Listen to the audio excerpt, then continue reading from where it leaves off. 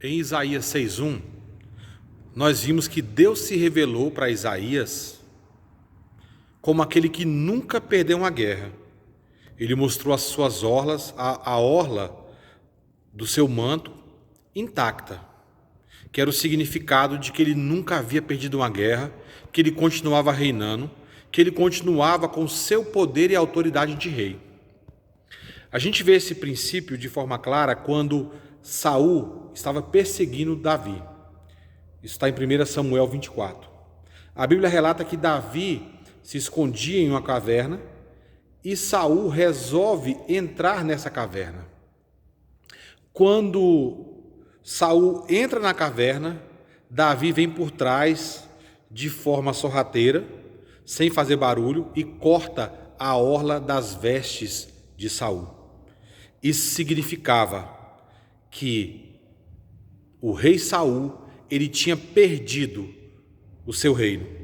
O seu reinado tinha sido cortado. Ele tinha perdido a autoridade sobre o reino. E foi exatamente isso que aconteceu. Nós vemos posteriormente o rei Saul perdendo o seu reino e Davi assumindo. Na crucificação de Jesus, em João, capítulo 19, a partir do versículo 22, nós vemos as vestes de Jesus sendo sorteadas entre os soldados romanos. A Bíblia fala que eles lançaram sortes para 4. E quando chegou na túnica de Jesus, eles viram que ela era inteira, sem costuras.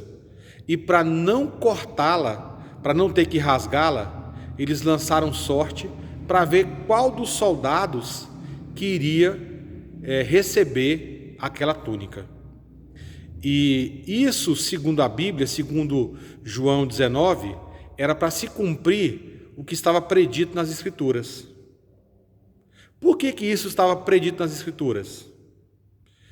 Porque tinha um significado. Significava que Jesus, o Rei dos Reis, o Senhor dos Senhores, ele não tinha perdido a sua autoridade. Significava que ele era o vencedor. Podia parecer que ele tinha perdido, mas na verdade ele era o vencedor.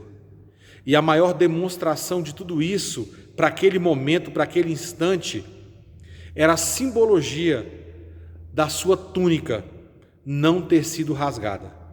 O rei que permanecia com a sua túnica sem ser rasgada era o rei que não tinha perdido uma guerra. Era o rei que permanecia com a sua autoridade. Nós fazemos parte do rei que não perdeu a sua autoridade. Nós fazemos parte do reinado que continua vigorando em autoridade. Nós fazemos parte daquele rei que nunca perdeu uma guerra.